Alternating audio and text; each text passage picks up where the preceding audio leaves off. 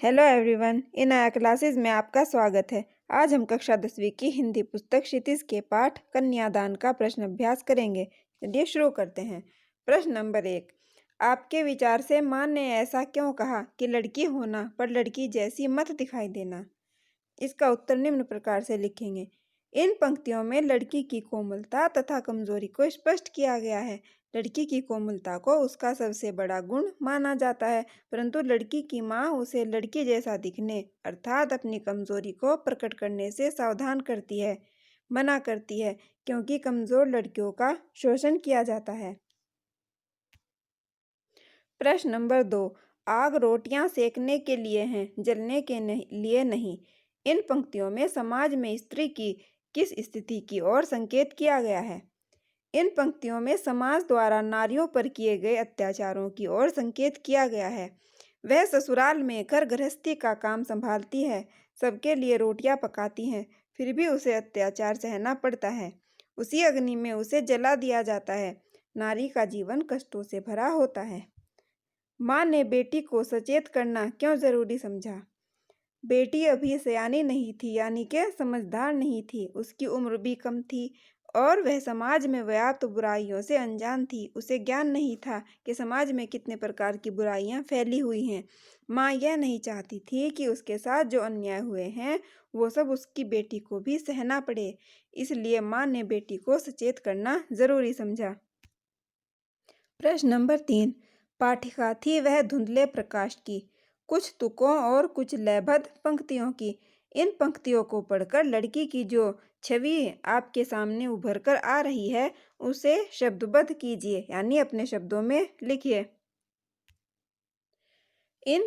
कविता की इन पंक्तियों से लड़की की कुछ विशेषताओं पर प्रकाश पड़ता है, जो विशेषताएं निम्नलिखित हैं। नंबर 1। वह आदर्शवादी है, जीवन की सच्चाइयों से अनजान है। नंबर 2। वह अभी पढ़ने वाली छात्रा ही है, उसकी उम्र कम है। नंबर 3। वह अपने भावी जीवन की कल्पनाओं में खोई हुई है। प्रश्न नंबर 4। माँ को अपनी बेटी अंतिम पूंजी क्यों लग रही थी? इसका उत्तर इस प्रकार है। माँ और बेटी का संबंध मित्रतापूर्ण होता है। माँ बेटी के सर्वाधिक निकट रहने वाली और उसके सुख दुख की साथिन होती है, यानी कि माँ और बेटी जो है वो सबसे अधिक निकट रहते हैं और दुख सुख के साथी भी होते हैं। कन्यादान करते समय इस गहरे लगाव को वह महसूस कर रही है कि उसके जाने के बाद वह बिल्कुल खाली हो जाएगी, यानी कि अकेली हो जाएगी।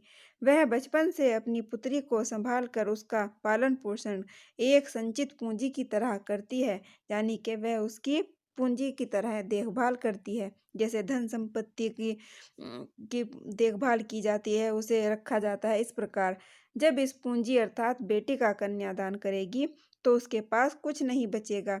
इसलिए माँ को अपनी बेटी अंतिम पूंजी लगती है। प्रश्न नंबर 5। माँ ने बेटी को क्या क्या सीख दी? माँ ने अपनी बेटी को विदा करते समय निम्नलिखित सीख दी। 1 नंबर। माँ ने बेटी को उसकी सुंदरता पर गर्व न करने की सीख दी। माँ ने बेटी को समझाया कि अपने रूप पर, सौंदर्य पर कभी भी गर्व मत करना। नंबर 2। माँ ने अपनी बेटी को दुख पीड़ित होकर आत्महत्या न करने की सीख दी, यानी कि माँ ने अपनी बेटी से को सीख दी कि अगर दुखों से पीड़ित हो, ससुराल में दुखों का सामना हो, तब भी तुम आत्महत्या नहीं करना। नंबर 3। माँ ने बेटी को धन संपत्ति के आकर्षण से दूर रहने की सलाह दी। और नंबर 4। नारी सरलता, भोलेपन और सौंदर्य के कारण बंधनों में ना बंधे तो वह शक्तिशाली बन जाती है। रचना और अभिव्यक्ति के आधार पर प्रश्न नंबर 6। आपकी दृष्टि में कन्या के साथ दान की बात करना कहाँ तक उचित है? कन्या माता पिता के लिए कोई वस्तु नहीं होती, बल्कि उसका संबंध उसकी भावनाओं से है।